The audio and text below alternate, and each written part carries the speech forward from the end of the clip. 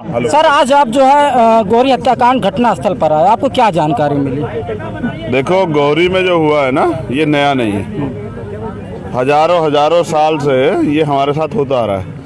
जब भी कोई अपने हक अधिकारों की लड़ाई लड़ता है या अपने पैरों पे खड़ा होता है तो वो इस व्यवस्था में बैठे उच्च वर्णीय लोगों को चुप जाता है।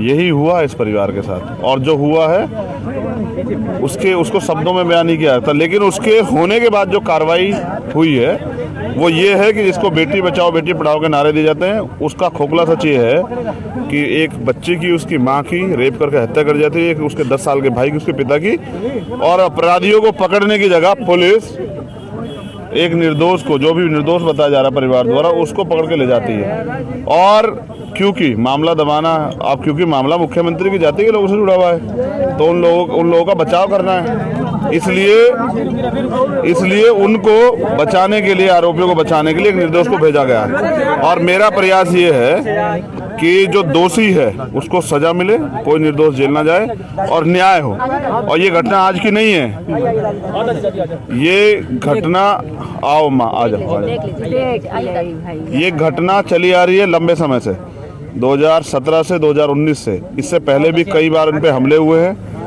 हत्या तक के प्रयास हुए हैं और कोई कार्रवाई नहीं हुई है। और जब कार्रवाई नहीं हुई तो अपराधियों के हौसले बढ़ गए हैं। जिन लोगों ने पहले इनके गेट तोड़ के मारा पीटा था, अब उनके हौसले इतने बढ़े कि अब उन्होंने हत्या भी कर दी, कोई बात नहीं हो रही है। हम सब जान गए हैं 17 तारीख के बाद लौटेंगे।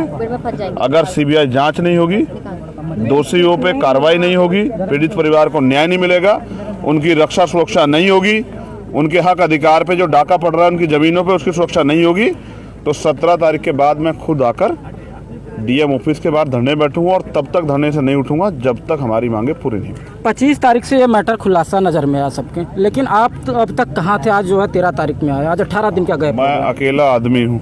जैसे तुम यहाँ से प्रयागराज से बाहर कब जाते हो किसी घटना को कवरेज करने के लिए? मैं अकेला आदमी हूँ, 50 आदमी नहीं। पूरे देश का काम करता हूँ, जब भी कहीं अत्याचार होता है जाता हूँ। अब तुम अगर चंद्रशेखर को इस चंद्रशेखर में देखोगे तो नहीं मिलेगा, तुम इसमें देखोगे तो मिल जाएगा। समझ रहे? बहुत बड़ी आबादी बहुजन समाज के लोग हैं, पूरे देश में हैं। उनके साथ जहाँ अन्याय अत्याचार होता है मैं सब जगह रहता हूँ। तो जहाँ मैं नहीं आता वहाँ ये पूनम चंद्रशेखर के रूप में होती है, वहाँ ये पंकज चंद्रशेखर के रूप में होता है, वहाँ ये सतवंत सिंह यादव चंद्रशेखर के रूप में होता है। ये क्यों होते हैं? क्योंकि ये सब लड़ना चाहते हैं और जो लड़ रहा है वही चंद्रशेखर। देखने का फर्क है, अगर मुझ में देखोगे तो नहीं मिलेगा, अगर हर लड़ने वाले में देखोगे तो उनका भाई, उनका बेटा, उनका दोस्त हर जगह मिल जाए। बहुत लोग कह रहे हैं कि इस कांड को लेकर आप राजनीति करने आए हैं। कहाँ, तो क्यों करनी चाहिए ना, अपने लोगों की रक्षा सुरक्षा करना का राजनीति तो करनी चाहिए। मैं पूछना चाहता हूँ, जो लोग पहले आए थे या पुलिस प्रशासन, क्या उन्होंने न्याय दिया? मेरी जरूरत क्यों पड़ी? इस देश में लोकतंत्र है, इस देश में संविधान है, और संविधान हर व्यक्ति को आज़ादी भी देता है, अधिकार भी देता है, और न्याय उसका जन्म से अधिकार, इस बात की पुष्टि भी करता है। फिर न्याय इस परिवार को क्यों नहीं मिला? मुझे आना क्यों पड़ा? क्या इसका जवाब आप या मीडिया या प्रशासन या सरकार दे सकती है? मुझे इसलिए आना पड़ा क्योंकि यहाँ न्याय नहीं हो रहा है। अगर यहाँ न्याय होता तो मेरी क्या ज़रूरत होती? तो इसलिए क्योंकि अन्याय हम लोग होने नहीं देंगे। और मैं ये बताने के लिए भी हूँ, किसी को एक घमंड हो, यहाँ से लेके और वहाँ तक, बाबा जी के 5 कलश मार्ग तक, उनको लगता हो कि सरकार उनकी है तो वो कुछ भी करेंगे और कार्रवाई नहीं होगी, तो ये उनकी गलतफहमी है। हाथरस में भी तो यही हुआ था ना, हाथरस में भी खुलासे हुए थे, फिर सीबीआई इंक्वायरी हुई, तो जिन लोगों को पुलिस बचा रही थी, जहां एडीजी लॉ एंड ऑर्डर ने बयान दिया कि रेप नहीं हुआ, फिर क्या हुआ? सीबीआई रिपोर्ट में क्या हुआ?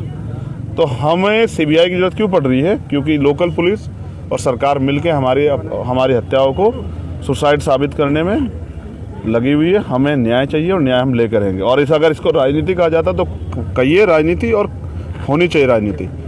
जब तक इस परिवार को न्याय नहीं मिलेगा मैं चैन से नहीं बैठूंगा। कुछ लोग जो है इसके विरोध में धरना कर रहे थे, धरना स्थल पर, वहाँ उनके घर जो है पुलिस गई और उनके घर वालों को गिरफ्तार किया। ये सही है, सही बात। क्या कहेंगे इस पर? मैं समझता हूँ इसके लिए पुलिस कह सकती है, मैं क्या कह सकता हूँ? अकेले लड़ना है तो कुछ तो सहना पड़ेगा ना। किसान 750 मरे हैं, शहीद हुए हैं, तब जाके तो अधिकार मिले हैं। मांगने से यहाँ भीख मिलती है। ये लोकतंत्र है, इसको राजतंत्र में जिसकी सरकार होती है वो मालिक समय हो जाता है, और मालिक फिर गुलामों को या जिनको गुलाम समझता है उनके ऊपर अन्याय अत्याचार करता है। इस प्रथा को हम लोग काट देंगे, चिंता